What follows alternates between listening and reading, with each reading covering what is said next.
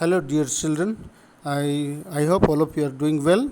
So in our previous video you were given with the answers of the exercises of lesson number 2, and I hope all of you got those things and you got benefited from there. And today's video we will try to have an introduction of this chapter 3, migration. All of you may please read from your own book. All these are given in simple sentences. Still then I will try to help you in reading out those things and understanding. Pay attention and listen to me carefully. Okay.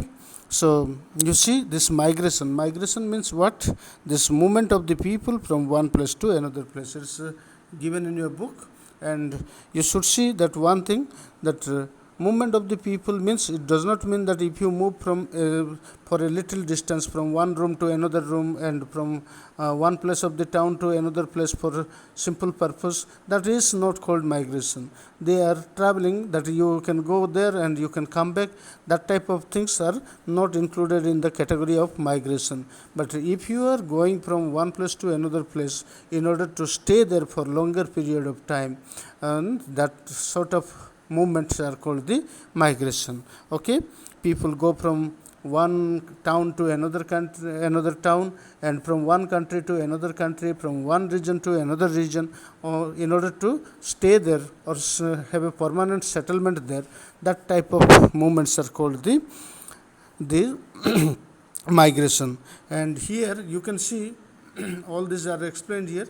Migration can also take place in group, in a family unit, also in individual. That means large number of people together can make a group and they can go to settle somewhere else. That type of movement are called the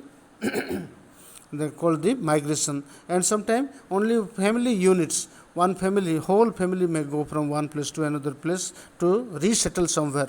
That type of things are also called migration. And any individual person can also go from one place to another place in order to stay there permanently for a long period of time. Then those things are also called migration. But there are certain other things that are not called as migration. You can look at their nomadic tribes which move from one place to another place to another, are not considered to be migration or migrants, as they will not settle in the new place and their movement is seasonal. So the nomadic people, I think all of you know nomadic people. These people, they move from one place to another place frequently. So they are all called the vagabonds. They will not be settling somewhere. So this temporarily settling people, they are not called the migrants. Okay, so it is their nature that they will go from one place to another place from season to season. Whenever they find some inconvenience, then they will move away from that place. Whenever they find some advantageous things there near to them, then they will settle there for few days or few months, like that way. Okay, so you have seen these people. Now look at the other one. Similarly, people traveling for business or leisure are also not regarded as migration, as they do not travel with the intention of living or settling at these visited places. So you can understand that one. Suppose somebody has gone to Delhi or Mumbai or somewhere for business purpose for 1 day or 2 day, these people are not included in the group of migrants. Okay, so you can look at the next point. Migration can be voluntarily, that is when a person relocates to another place for better lifestyle. Migration can also be forced when a person or a group of people have to leave due to political instability in their native country or uncontrolled spread of an epidemic. So you see, why do the people move? So they are given, sometime you may willingly you may move from one place to another place. That is called voluntarily movement. Okay, voluntary movement. So nobody has told you to do something or do that one, but you willingly you decided to go from one place to another place and resettle there. So that type of things are called voluntary movement. Okay, voluntary migration. And sometimes time there may be forced movement also. Sometime you may be driven away from one region to another region. Take for example, suppose Indian people staying in Pakistan are tortured and they are driven away from that one, so they have to migrate. And similarly, there are many other examples. People of one region are driven away from one region to another region. Like that way, they are all called the forced movement. Okay, so this another one is your political instability, that if there is some unrestness in the political situation, that is the government has some dispute with some of the people, then they may also create problem with the people, and the people cannot live in that particular place peacefully. So because of this political instability situation, they happen to move from one place to another place.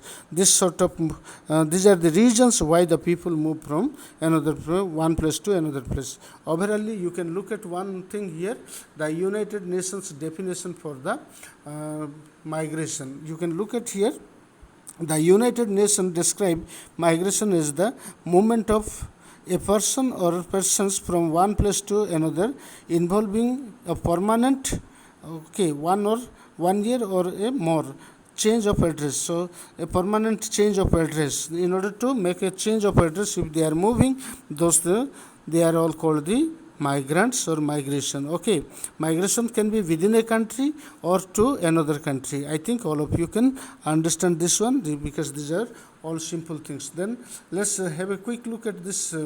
Why do people migrate? So for economical, environmental and socio-cultural or political reason. So what is economical reason? In order to get better monetary benefit, if you are moving, then suppose in these places, in your present places, you are not getting enough earning, and if you go somewhere other place, then you can get better earning. That you are moving for economical reason. If you are moving for money reason, that are called economical reason. If you are moving for earning some better amount of money, then that type of movement are called economical reason. Next, environmental.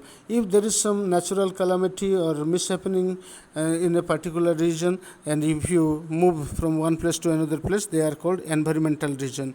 Then socio-cultural or political regions. That means what? Suppose the socio-cultural, the facilities that you want somewhere is not available, and then you will go to some other place. Suppose you want internet facility and some other this metro etc. facility, then you cannot get in the rural area of our India. Then you must have to go to a metropolitan town where you will get all this necessary things that you require. So like that way, they are called socio-cultural. That is because of the amenities that you require. If you move from one place to another place, they are called the socio-cultural region. Similarly, political region, that I told you, because you did not like that government, then you can go from one place to another place. You did not like that administration of that region. If you move from one place to another place, they are called political region. Next, you can look at migration can also be voluntary or forced or temporary or permanent,